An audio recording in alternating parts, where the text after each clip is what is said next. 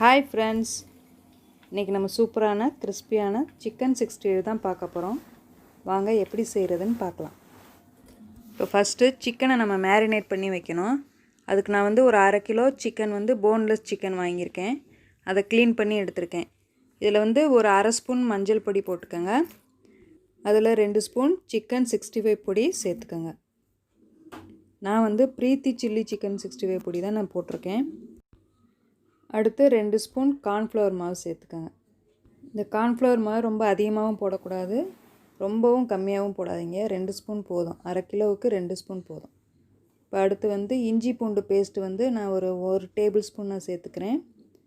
அடுத்து தயிர் வந்து ஒரு 2 டேபிள் ஸ்பூன் சேர்த்துக்கங்க. உங்களுக்கு எவ்வளோ தேவையோ அந்தளவுக்கு தயிர் சேர்த்துக்கலாம்.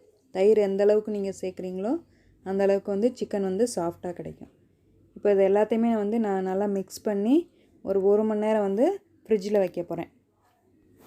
சால்ட்டு வந்து நான் இஞ்சி பூண்டு பேஸ்ட்லேயே போட்டு அரைச்சிட்டனால நான் தனியாக சால்ட்டு போடலை. நீங்கள் வந்து சால்ட்டு தனியாக போட்டுக்கிறனால போட்டுக்கலாம். இப்போ ஆயில் சூடான உடனே மேரினேட் பண்ணி வச்சுருக்க சிக்கனை நல்லா கோல்டன் ப்ரௌனாக நம்ம ஃப்ரை பண்ணி எடுத்துக்கணும். ஆயில் வந்து மீடியம் ஹீட்லேயே வச்சுக்கோங்க. ரொம்ப ஹை ஃப்ளேம்லேயும் வைக்க வேண்டாம், ரொம்ப லோவாகவும் வைக்க வேண்டாம். அப்போ தான் வந்து கோல்டன் ப்ரௌனாக நல்லா வரும். வெளியில் வந்து கிறிஸ்பியாக கிடைக்கும், உள்ளே வந்து உங்களுக்கு சாஃப்டாக இருக்கும். நீங்கள் பாக்கெட் பொடி யூஸ் பண்ண விரும்பலைன்னா நீங்கள் சில்லி பவுடர் மட்டும் கூட சேர்த்துக்கலாம். மஞ்சள் தூள், சில்லி பவுடர், அதுக்கப்புறமா இஞ்சி பூண்டு பேஸ்ட்டு, தயிர், வேணும்னா கொஞ்சம் லெமன் கூட நீங்கள் ஆட் பண்ணிக்கலாம். ஓகே ஃப்ரெண்ட்ஸ், இந்த ரெசிபி உங்களுக்கு பிடிச்சிருந்தா லைக் பண்ணுங்கள், ஷேர் பண்ணுங்கள், மறக்காமல் நம்ம சேனலை சப்ஸ்கிரைப் பண்ணிடுங்க. இப்போ சிக்கன் வந்து ஒன் சைடு நல்லா ஃப்ரை ஆயிடுச்சு. இப்போ அடுத்த பக்கம் நீங்கள் திருப்பி விட்டுருங்க.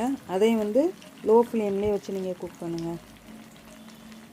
இப்போ இன்னொரு சைடும் வந்து நல்லா ஃப்ரை ஆயிடுச்சு. இப்போ வந்து நீங்கள் அதை மிக்ஸ் பண்ணி விட்டுக்கிட்டே இருக்கணும். எண்ணெயில் வந்து நல்லா மிக்ஸ் பண்ணி விட்டுக்கிட்டே இருங்க. அப்போ தான் ஃப்ரை ஆகாத பக்கம்லாம் நல்லா ஃப்ரை ஆகி வரும். இப்போ சூப்பரான கிறிஸ்பியான chicken 65 வந்து ரெடி ஆயிடுச்சு.